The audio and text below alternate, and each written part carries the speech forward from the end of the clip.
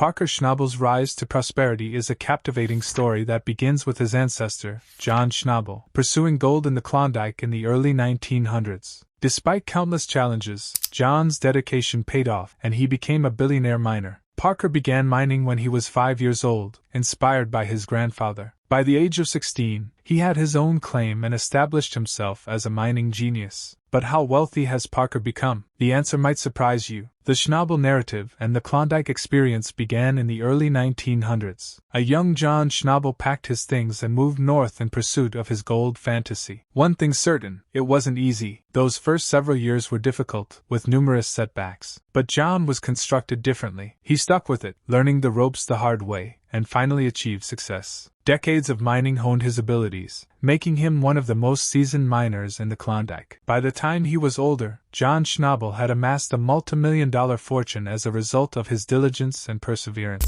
The Schnabel legend wasn't over yet. Enter Parker, John's grandson. Parker looked up to his grandfather from an early age, soaking up all he could about gold mining. Even as a child, Parker had a natural talent for mining, and let's just say he was determined to keep the family company going. This desire for gold began at an early age, far younger than you might anticipate. Parker Schnabel's journey into the gold rush began when he was just 5 years old, supervised by his grandfather John, a real mining legend. Let little Parker accompany the workmen to the mines in Haines, Alaska. Most children that age are obsessed with cartoons and Legos, but Parker? He was hooked. The roar of the machines, the dirt flying, and the most exciting part, seeing genuine gold emerge from the earth. Forget video games. It felt like a real-life treasure hunt to him. Parker's interest in gold mining got stronger as he grew older. By the age of 10, he was operating miniature excavators and sifting for gold under his grandfather's supervision. Parker had a sixth feel for discovering gold, outperforming even experienced miners. When Parker reached 16, John intended to offer him a significant challenge. He leased a portion of his claim to Parker, which meant Parker was in control of everything: bills, earnings, the whole shebang. People were asking, "A 16-year-old operating a mine? Crazy!" Parker, however, was unafraid. He assembled a team of local miners, toiled tirelessly, and utilized his gold-finding wizardry to extract substantial sums of gold. Parker Schnabel was instantly regarded to be a prodigy, destined to become as renowned as his grandfather. Parker was already a Yukon gold prospector by 2012. With his smarts and sophisticated new mining tactics, the man was making major money while leaving seasoned prospectors in the dust. This youthful prodigy piqued the interest of some reality TV producers, who were eager to launch a program about, you guessed it, gold mining. They proposed a bold notion to Parker: let a video team follow him around for a new Discovery Channel show dubbed Gold Rush. Parker, the consummate businessman, pounced at the opportunity. Parker, a bit of a showman, viewed this as a perfect opportunity, pun intended, to expand his wings and share his family's history with the world. Parker agreed after a brief conversation with Grandpa John, and so, Gold Rush was born. Parker rose to prominence from the first episode. Viewers couldn't get enough of his young enthusiasm, his knowledge-filled intellect, and the way he hustled like no one's business. Gold Rush took off, and Parker Schnabel became a household name, one of the hottest young guns in the gold mining world. But celebrity did not slow him down in the least. He expanded his Porcupine Creek enterprise, bringing in larger, better machinery and a new team. Parker got innovative, using his skills to devise killer mining tactics, and continued to break his own gold records season after season. We're talking about bringing in over 3,000 ounces of gold in a single season by his early 20s, which is worth millions of dollars. Parker converted his television celebrity and mining expertise into an empire. He established new standards for producing money and extracting the most gold from the ground. Parker rose from a promising rookie to an exceptional force as a result of Gold Rush and his evident talent, revolutionizing the way the gold mining game is played.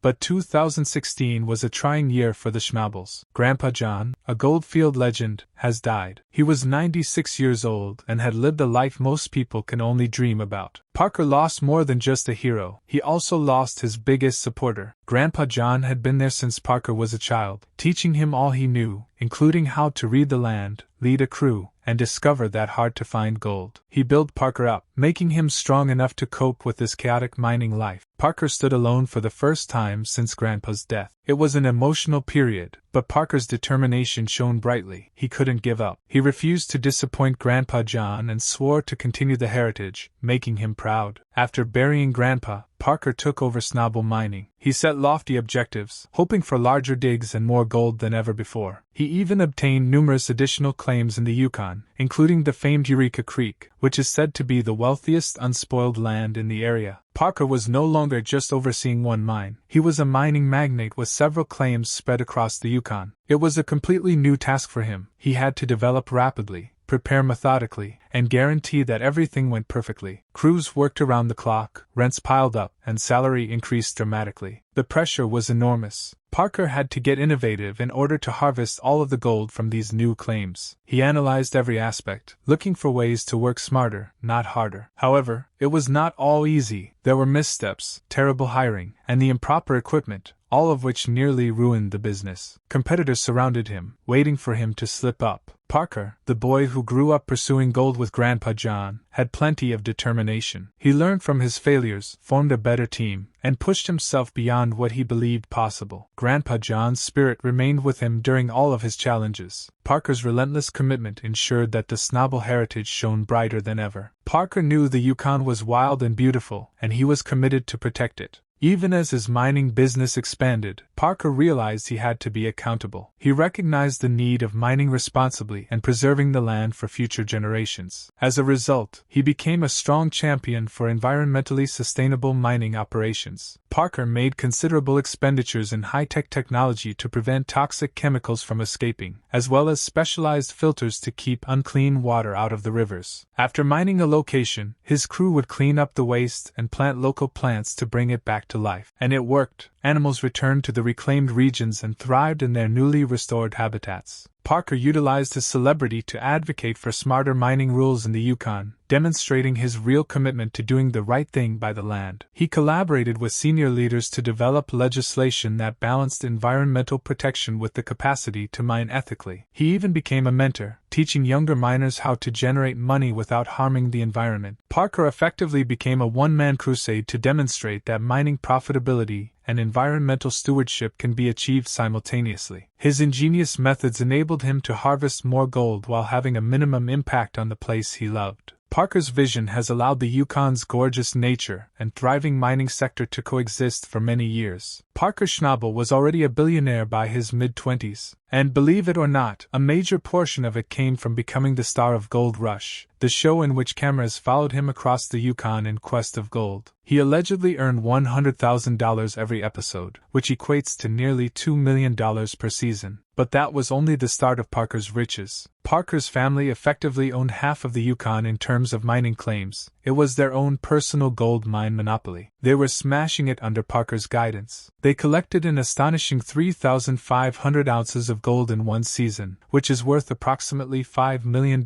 at today's rates. There is enough gold to fill a bathtub. Parker's mines continued to produce large amounts of gold year after year. As if his mining achievements weren't enough, Parker's bank account continued to increase, adding millions more. But wait, there's more. Parker became a global influencer after starring in Gold Rush. Big firms were throwing endorsement agreements to him left and right, including mining equipment and apparel labels. Parker was no longer simply the king of the Yukon goldfields. He had become a social media sensation. He utilized his celebrity to make wise investments in a variety of businesses, including top-tier trucks for moving around the mines, rental equipment to increase operations, and even real estate. When you add together the TV money, mining earnings, sponsorships, and wise investments, you have a net worth of roughly $10 million and climbing. Not bad for a boy who began playing in the dirt with his grandfather, right? Parker, unlike other showy millionaires, keeps things low-key. He lives in practical housing in his mining sites to keep close to the action. The majority of his money is reinvested in the company, which adds to the overall success. Of course, even millionaires need to pamper themselves from time to time. Parker has a gorgeous 45-acre estate in Alaska, complete with a log cabin that looks like it came straight out of a magazine. The cottage has amazing mountain views and is decorated in rustic charm with cozy furniture, the ideal place to relax after a long season. And forget about a boring garage. Parker has an entire toy shop inside, complete with high-performance trucks, ATVs, and anything else he needs to explore the mines in style.